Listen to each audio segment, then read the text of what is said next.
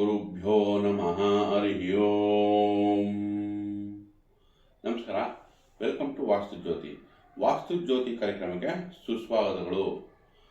ಒಂದು ಶುಭ ವಿಷಯ ಏನಂದರೆ, ಈಗ ನಮ್ಮ ಮಾಧ್ಯಮ ಅಂದರೆ ನಮ್ಮ ಈ ಚಾನಲ್ ಏನಾಗ್ತಿದೆ, ಮಾನಿಟೈಸ್ ಆಗ್ತಾ ಇದೆ. ಸೊ ನಿಮ್ಮ ಎಲ್ಲರ ಸಹಾಯ ಮತ್ತು ನಿಮ್ಮೆಲ್ಲರ ಆಶೀರ್ವಾದದಿಂದ ಈ ಚಾನಲ್ ಮಾನಿಟೈಸ್ ಆಗ್ತಾ ಇದೆ. ಸೊ ತಮ್ಮೆಲ್ಲರಿಗೂ ಅಭಿನಂದನೆಗಳು, ಧನ್ಯವಾದಗಳು. ಈಗ ವಾರ ಭವಿಷ್ಯಕ್ಕೂ ಮೊದಲು ಒಂದು ಸಣ್ಣ ನಿಮಗೆ ಪರಿಹಾರಗಳ ಬಗ್ಗೆ ಹೇಳ್ತೀನಿ. ಯಾವುದೇ ಕೆಲಸಗಳು ನಿಧಾನ ಆಗ್ತಾ ಇದೆ ಅಂತಂದರೆ ನಿಮ್ಮ ಮನೆ ದೇವರ ಹೆಸರಲ್ಲಿ, ಅಂದರೆ ಒಂದು ಈಗ ವ್ರತ ಅಥವಾ ಒಂದು ನಿಯಮ ಅಂತ ಕರಿತೀವಲ್ಲ, ಹಾಗೆ ನಿಮ್ಮ ಮನೆ ದೇವರ ಹೆಸರಲ್ಲಿ ಒಂದು ಪರ್ಟಿಕ್ಯುಲರ್ ಟೈಮ್ ಸೆಟ್ ಮಾಡ್ಕೊಳ್ಳಿ. ಬೆಳಗ್ಗೆನೋ ಸಾಯಂಕಾಲನೋ ಮಿಸ್ ಮಾಡ್ದಂಗೆ, ಅಂದರೆ ತಪ್ಪಿಸ್ದಂಗೆ 48 ದಿನಗಳ ಕಾಲ ಒಂದು ದೀಪ ಅಂಟಿಸಿ ಒಂದು 108 ಬಾರಿ ಮನೆ ದೇವರನ್ನ ನೆನೆಸ್ಕೊಳ್ಳಿ, ಅಂದರೆ ಜಪ ಮಾಡಿ. ಸೊ 49ನೇ ದಿನದ ಒಳಗಡೆ ಆಗಿ ನಿಮ್ಗೆ ಆ ಕೆಲಸ ಆಗುತ್ತೆ. ಈ 48 ದಿನಗಳ ವ್ರತ ಮಾಡಿ. ಈಗ ವಾರ ಭವಿಷ್ಯ ತಗೊಂಡಾಗ ನಮಗೀಗ ಮೇ 3ರಿಂದ ಮೇ 10ನೇ ತಾರೀಕು ತನಕ ಈ ದ್ವಾದಶ ರಾಶಿಗಳ ಫಲಗಳ ಬಗ್ಗೆ ತಿಳ್ಕೊಳ್ಳೋಣ. ಅದಕ್ಕೂ ಮುಂಚೆ ಗ್ರಹಗಳ ಗೋಚಾರ, ಯಾವ ಗ್ರಹಗಳು ಯಾವ ಪರಿಸರ ಅಂದರೆ ಯಾವ ರಾಶಿಯಲ್ಲಿ ಗೋಚಾರ ಮಾಡ್ತಾ ಇದೆ ಅಂತ. ಮೊದಲನೇದಾಗಿ ಸೂರ್ಯ ಉಚ್ಚ ಸ್ಥಿತಿಯಲ್ಲಿ ಬುಧನೊಂದಿಗೆ ಮೇಷರಾಶಿಯಲ್ಲಿ ಸಂಚಾರ ಮಾಡ್ತಾ ಇದೆ. ಈಗ ಮೀನರಾಶಿಯಲ್ಲಿ ನಮಗೆ ಕುಜ ಶನಿ ಯುತಿಯಾಗಿದೆ. ಸೊ ಇಬ್ಬರು ಶತ್ರುಗಳು ಮೀನರಾಶಿಯಲ್ಲೇ ಕೂತಿದ್ದಾರೆ. ಹಾಗೆಯೇ ನಮಗೆ ಮಿಥುನ ರಾಶಿಯಲ್ಲಿ ಗುರು ಸಂಚಾರ, ಹಾಗೆ ಶುಕ್ರನು ಸ್ವಸ್ಥಾನದಲ್ಲಿ ವೃಷಭ ರಾಶಿಯಲ್ಲಿ ಸಂಚಾರ. ಇನ್ನು ಸಿಂಹರಾಶಿಯಲ್ಲಿ ಕೇತು ಸಂಚಾರ, ಹಾಗೆ ಕುಂಭರಾಶಿ ವಾಯು ತತ್ವದಲ್ಲಿ ರಾಹು ಸಂಚಾರ ಮಾಡ್ತಾ ಇದೆ. ಸೊ ಈಗ ನಮಗೆ ರಾಹು ಕಂಫರ್ಟಬಲ್ ಆಗಿದೆ ವಾಯು ತತ್ವದಲ್ಲಿ. ಹಾಗೆ ಅಗ್ನಿ ತತ್ವದಲ್ಲಿ ಕೇತು ಕೂಡ ಪರಿಸರ ಚೆನ್ನಾಗಿದೆ. ಕೇತುಗೆ ನಮಗೆ ಇಲ್ಲಿ ಕುಜ ಶನಿ ಯುತಿ ಒಂದೇ ಸ್ವಲ್ಪ ಡಿಸ್ಟರ್ಬೆನ್ಸ್ ಕೊಡ್ತಾ ಇರೋದು, ಇಬ್ಬರು ಎನಿಮೀಸು. ಬಟ್ ಆದರೆ ಯಾರ್ಯಾರು ಫ್ಯಾಕ್ಟ್ರಿಯಲ್ಲಿ ಕೆಲಸ ಮಾಡ್ತೀರಾ, ಆರ್ಕಿಟೆಕ್ಚರು, ಭೂಮಿ ರಿಲೇಟೆಡ್ಡು, ರಿಯಲ್ ಎಸ್ಟೇಟು, ಇಂಥವ್ರಿಗೆ ಏನಂತ ತೊಂದರೆಗಳಿಲ್ಲ. ಜನರಲ್ ಆಗಿರೋರಿಗೆ ಸ್ವಲ್ಪ ಕೆಲಸದಲ್ಲಿ ಡಿಸ್ಟರ್ಬೆನ್ಸ್ ಬರೋ ಚಾನ್ಸ್ ಇರುತ್ತೆ. ಯಾಕೆಂದರೆ ಶನಿ ಕರ್ಮಕಾರಕ, ಕುಜ ಭ್ರಾತೃ ಧೈರ್ಯಕ್ಕೆ ಕಾರಕ, ಶನಿ ನಿಧಾನ, ಕುಜ ಬೇಗ ಅರ್ಜೆಂಟ್ ಮಾಡುತ್ತೆ. ಸೊ ಅದು ಹಾಗಾಗಿ ಸ್ವಲ್ಪ ಎಲ್ಲರೂ ಕೂಡ ಈ ಸಮಯದಲ್ಲಿ ಕರ್ಮಕ್ಷೇತ್ರಗಳು ಅಂದರೆ ಕೆಲಸಗಳಲ್ಲಿ ಸ್ವಲ್ಪ ನಿಧಾನವಾಗಿ ನಡ್ಕೊಂಡು ಹೋದರೆ ಉತ್ತಮ ಅಂತ ಹೇಳ್ಬೋದು. ಈಗ ನಮಗೆ ಪರಿಸರ ತಿಳ್ಕೊಂಡ್ವಿ. ಈಗ ನಮಗೆ ಈ ವಾರದಲ್ಲಿ ಶುಭ ದಿನಗಳು ಯಾವುದು, ನಾವು ಶುಭ ಕಾರ್ಯ ಮಾಡಬೇಕು, ಆಫೀಸ್ ಓಪನ್ ಮಾಡಬೇಕು ಅಥವಾ ಯಾವ್ದಾನ ಶುಭ ಕಾರ್ಯಗಳು ಮಾಡ್ಕೋಬೇಕು ಅಂತಂದರೆ ಯಾವ ದಿನ ಉತ್ತಮ ಅಂತ. ಮೊದಲನೇದಾಗಿ ನಮಗೆ ಮೇ 3 ದ್ವಿತೀಯ ಬೀಳುತ್ತೆ ವಿಶಾಖ ನಕ್ಷತ್ರ ಭಾನುವಾರ, ಅವತ್ತಿನ ದಿನ ಶುಭ ಕಾರ್ಯ ಮಾಡ್ಕೋಬೋದು. 4ನೇ ತಾರೀಕು ತೃತೀಯ ಅನುರಾಧ ನಕ್ಷತ್ರ ಸೋಮವಾರ ಬೀಳುತ್ತೆ, ಅವತ್ತಿನ ದಿನ ಮಾಡ್ಕೋಬೋದು. 7ನೇ ತಾರೀಕು ಪಂಚಮಿ ಪೂರ್ವಾಷಾಢ ನಕ್ಷತ್ರ ಗುರುವಾರ ಬೀಳುತ್ತೆ, ಖಂಡಿತ ಅವತ್ತಿನ ಕೂಡ ನೀವು ಶುಭ ಕಾರ್ಯಗಳನ್ನ ಮಾಡ್ಕೋಬೋದು. ಈಗ ನಮಗೆ ದ್ವಾದಶ ರಾಶಿ ಫಲಗಳು. ಮೊದಲನೇದಾಗಿ ಮೇಷರಾಶಿ. ಈಗ ಮೇಷರಾಶಿ ತಗೊಂಡ್ರಿ, ಮೇಷರಾಶಿಯಲ್ಲಿಯೇ ಪಂಚಮಾಧಿಪತಿ ಸೂರ್ಯ ಉಚ್ಚ ಸ್ಥಿತಿಯಲ್ಲಿ 3 ಮತ್ತು 6ನೇ ಮನೆಯ ಅಧಿಪತಿ ಬುಧನ ಜೊತೆ ಇದೆ. ಸೊ ಯಾವಾಗ ನಿಮ್ಮ ಪಂಚಮಾಧಿಪತಿ ಉಚ್ಚ ಸ್ಥಾನದಲ್ಲಿ ಅಂದರೆ ಕೇಂದ್ರಕ್ಕೆ ಬಂತೋ, ನಿಮ್ಮ ಕ್ರಿಯೇಟಿವಿಟಿ ಹೆಚ್ಚಾಗುತ್ತೆ, ಅಂದರೆ ನಿಮ್ಮ ಮಕ್ಕಳ ಅಭಿವೃದ್ಧಿ ಹೆಚ್ಚಾಗುತ್ತೆ. ಹಾಗೆ ನಿಮಗೆ ವಿದ್ಯಾಭ್ಯಾಸ, ಅಧಿಕ ವಿದ್ಯಾಭ್ಯಾಸ, ಹೆಚ್ಚಿನ ವಿದ್ಯಾಭ್ಯಾಸ ಕೂಡ ನಿಮ್ಗೆ ಇಲ್ಲಿ ಸೂರ್ಯ ನಿಮಗೆ ಒಳ್ಳೆ ಅವಕಾಶನೇ ಕೊಡ್ತಾ ಇದೆ. ಸೊ ನಿಮಗೆ ಫ್ಯಾಮಿಲಿ, ಇಡೀ ಕುಟುಂಬ ಡೆವಲಪ್ಮೆಂಟಿಗೆ ಚೆನ್ನಾಗಿದೆ. ಯಾಕಂದರೆ ಸೂರ್ಯ ತಂದೆಯನ್ನು ಹೇಗೆ ತೋರಿಸುತ್ತೋ ಇಡೀ ಕುಟುಂಬನೂ ಸೂರ್ಯ ತೋರಿಸುತ್ತೆ. ಹಾಗಾಗಿ ಓವರ್ ಆಲ್ ಫ್ಯಾಮಿಲಿ ಡೆವಲಪ್ಮೆಂಟ್ ಎಲ್ಲ ರೀತಿಯೂ ಚೆನ್ನಾಗಿದೆ. ಸ್ವಲ್ಪ ಕೋಪ ಕೊಡ್ಬೋದು, ಯಾಕಂದರೆ ಅಗ್ನಿತತ್ವವಾಗಿರೋದ್ರಿಂದ ಸ್ವಲ್ಪ ನೇರ ನುಡಿ, ಅದರಲ್ಲಿ ಸ್ವಲ್ಪ ಡಿಪ್ಲೊಮ್ಯಾಟಿಕ್ ಅಂದರೆ ಸ್ವಲ್ಪ ಬ್ಯಾಲೆನ್ಸ್ಡ್ ಆಗಿರಬೇಕಾಗುತ್ತೆ. ನಂತರ ಬುಧ ನೋಡಿ 3, 6ನೇ ಮನೆ ಅಧಿಪತಿ ಜೊತೆಯಲ್ಲಿದೆ. ಸೊ ಕಮ್ಯುನಿಕೇಷನ್ನು, ಮಾತುಕತೆ, ಅದರಿಂದ ಲಾಭ ಸಿಗುತ್ತೆ. ಇನ್ನು ದಿನನಿತ್ಯ ಕೆಲಸ ಕೂಡ ಇದು ಶಕ್ತಿ ತುಂಬುತ್ತೆ. ಯಾವುದು ಸೂರ್ಯ ಬುಧ ಕಾಂಬಿನೇಷನಲ್ಲಿ.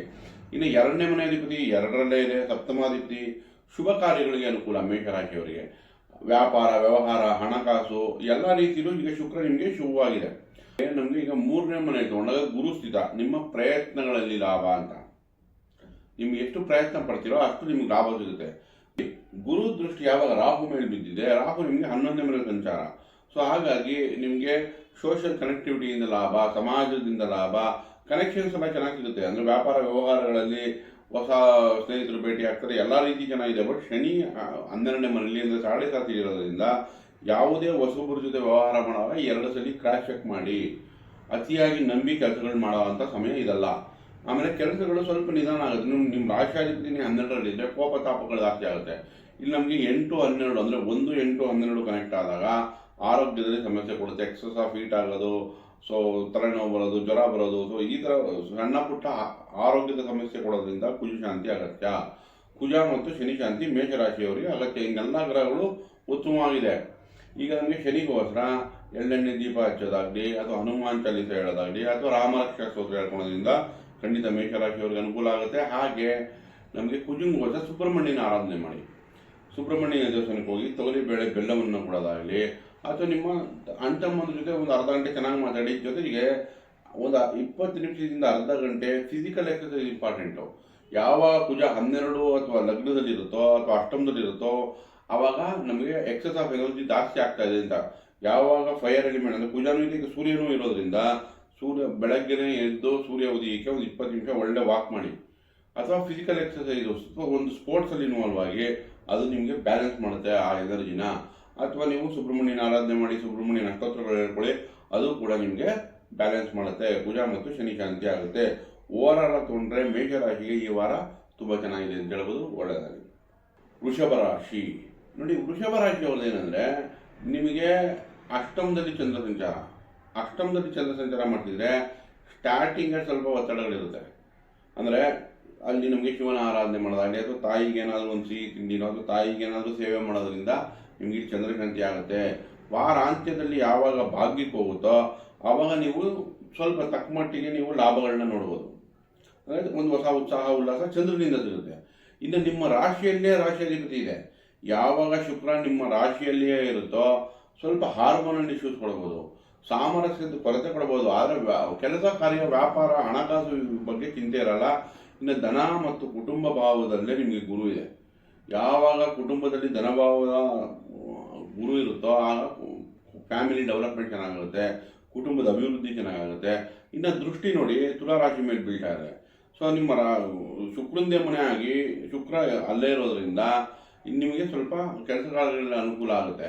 ಹಾಗೆ ನೋಡಿ ಕುಂಭರಾಶಿ ಮೇಲೆ ದೃಷ್ಟಿ ಬೀಳ್ತಾ ಇರೋದ್ರಿಂದ ಕುಂಭರಾಶಿ ಕರ್ಮಸ್ಥಾನ ಆಯಿತು. ಅವರ ಕರ್ಮಸ್ಥಾನದಲ್ಲಿ ರಾಹು ಇದೆ. ಕೆಲಸ ಕಾರ್ಯಗಳಲ್ಲಿ ಲಾಭ ಚೆನ್ನಾಗಿದೆ. ಇಲ್ಲಿ ನೋಡಿ ಕರ್ಮಾದೀಪ ಅಂದರೆ 10ನೇ ಮನೆ ಅಧಿಪತಿ ಆಗಿರೋನು 11 ಲಾಭ ಸ್ಥಾನದಲ್ಲಿದೆ. ಸೊ ಕೆಲಸ ಕಾರ್ಯಗಳಲ್ಲಿ ಅನುಕೂಲ ಮಾಡಿಕೊಡುತ್ತೆ. ಇನ್ನು ನಿಮಗೆ ಕುಜ ಸಪ್ತಮಾದೀಪ 11ನೇ ಮನೆಯಲ್ಲಿದ್ದರೆ ಅದರಲ್ಲೂ ವೃಷಭ ರಾಶಿ ಹೆಣ್ಣು ಮಕ್ಕಳಿಗೆ ಇದೊಂದು ಅವಕಾಶ ಚೆನ್ನಾಗಿದೆ. ವಧುವರ ಅನ್ವೇಷಣೆಗಾಗಲಿ ಅಥವಾ ಮದುವೆಗಾಗಲಿ ಚೆನ್ನಾಗಿದೆ. ಭೂಮಿಯಿಂದ ಲಾಭ, ವಾಹನಗಳಿಂದ ಲಾಭ, ಅಣ್ತಮ್ಮನದಿಂದ ಲಾಭ. ಶನಿ ಕುಜ 11ರಲ್ಲಿ ನಿಮಗೆ ಒಳ್ಳೆ ಲಾಭ ಕೊಡುತ್ತೆ. ಇಲ್ಲಿ ವೃಷಭ ರಾಶಿಯವರಿಗೆ 4ನೇ ಮನೆ ಅಧಿಪತಿ ನಿಮಗೆ 12ಕ್ಕೆ ಹೋಯ್ತು. ಕುಟುಂಬಕ್ಕೆ, ಮನೆಗೆ ಖರ್ಚು ಕಾಣಿಸ್ತಾ ಇದೆ. ಸೂರ್ಯ 12ನೇ ಮನೆಗೆ ಹೋದಾಗ 4ನೇ ಮನೆ ಅಧಿಪತಿ, ಜೊತೆಗೆ ಅಲ್ಲಿ ಬುಧ ಕೂಡ ಸೇರ್ಕೋತು. ಅಂದರೆ 2ನೇ ಮನೆ ಅಧಿಪತಿ 12ಕ್ಕೆ ಹೋಯ್ತು. ಸೊ ಕುಟುಂಬಕ್ಕಾಗಿ ಖರ್ಚು ಜಾಸ್ತಿ ಆಗ್ಬೋದು ಈ ವಾರದಲ್ಲಿ. ಹಾಗಾಗಿ ವಿಷ್ಣು ಸಹಸ್ರನಾಮ ಜಪ ಮಾಡೋದ್ರಿಂದ ಅಥವಾ ನಾರಾಯಣನ ದೇವಸ್ಥಾನಕ್ಕೆ ಹೋಗಿ ಒಂದು 10 ನಿಮಿಷ ಕೂತ್ಕೊಳ್ಳಿ, ಅಥವಾ ನಿಮ್ಮ ಹೆಸರು ಅರ್ಚನೆ ಮಾಡ್ತೀವಿ ಬನ್ನಿ, ಅದರಿಂದ ಕೂಡ ನಿಮಗೆ ಬುಧ ಪರಿಹಾರ ಆಗುತ್ತೆ.